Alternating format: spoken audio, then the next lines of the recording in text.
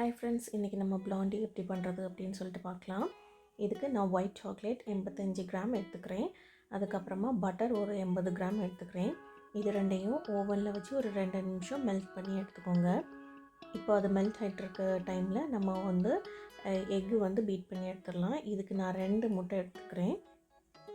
அதுக்கப்புறமா ஒரு பிஞ்ச் அளவு நான் உப்பு சேர்த்துக்கிறேன்.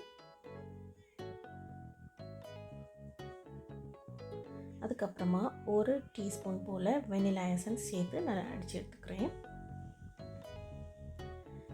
இப்போ நம்ம ஓவனில் வச்ச சாக்லேட் நல்லா மெல்ட் ஆகிடுச்சு. இப்போ இந்த சாக்லேட்டையும் பட்டரையும் நல்லா மிக்ஸ் பண்ணி எடுத்துக்கலாம். இந்த ஒயிட் சாக்லேட்டும் இந்த பட்டரும் நல்லா கரையணும். இப்போ இதை ஆறட்டும். இதை ஒரு சைடில் மாற்றி வச்சுருவோம். இப்போ நம்ம முட்டையை கண்டினியூஸாக நம்ம பீட் பண்ணி எடுத்துக்கலாம்.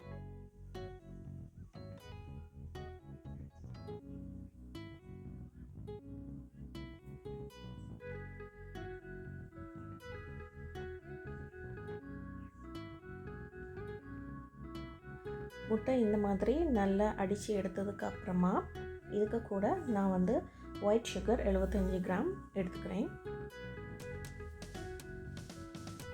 இப்போ இந்த ஒயிட் சுகர் நல்லா கரையிற அளவுக்கு அடித்து எடுத்துப்போம்.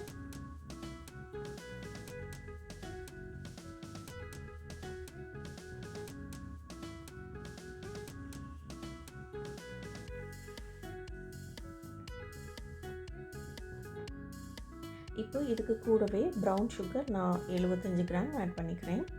உங்களுக்கு இனிப்பு ரொம்ப தேவையில்லை அப்படின்னா நீங்கள் சுகரை கம்மி பண்ணிக்கோங்க. இப்போ நல்லா மிக்ஸ் பண்ணி எடுத்துடலாம்.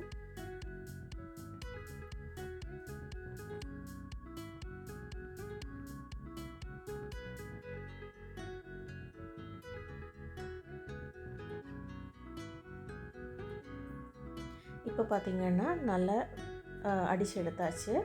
இதுக்கு கூட நம்ம மெல்ட் பண்ணி வச்சுருக்கோம்ல பட்டரும் ஒயிட் சாக்லேட்டும் அது ஆட் பண்ணிக்கிறேன்.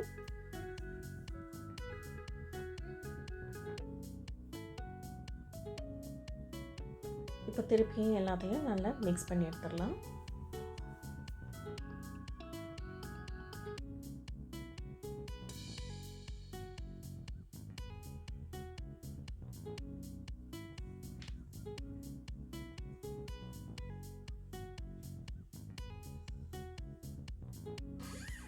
மாவு ஆட் பண்ணுறதுக்கு முன்னாடி சர்க்கரை நல்லா கரைஞ்சிருக்கணும்.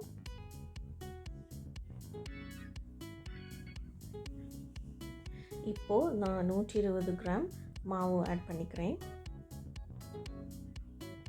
இதுக்கு கூடவே 1/4 கப்பு போல் பால் பொடியும் ஆட் பண்ணிக்கிறேன். இப்போ ரெண்டையும் நல்லா சலிச்சிக்கலாம்.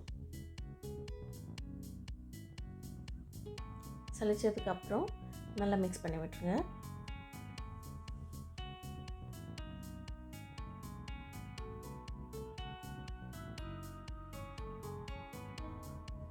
இப்போ பார்த்தீங்கன்னா பேட்டர் ரெடி ஆயிடுச்சு.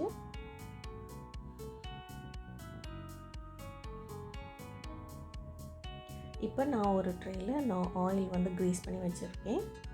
இப்போ நம்ம ரெடி பண்ணி வச்சுருக்க பேட்டரை அதில் ஊற்றிக்கலாம். இதுக்கு மேலே நான் ஒயிட் சாக்லேட் எக்ஸ்ட்ரா கொஞ்சம் போட்டுக்கிறேன். உங்கள்கிட்ட டார்க் சாக்லேட் இருந்தாலும் நீங்கள் போட்டுக்கலாம்.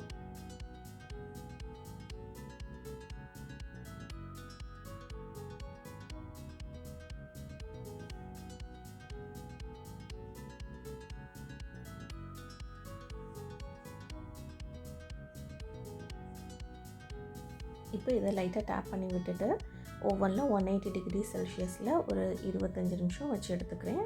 அவ்வளோதான். இப்போ சுவையான பிளாண்டி ரெடி ஆகிடுச்சு. கண்டிப்பாக எல்லோரும் ட்ரை பண்ணி பார்த்துட்டு எப்படி இருக்குன்னு கமெண்ட் பண்ணுங்கள். தேங்க்ஸ் ஃபார் வாட்சிங்.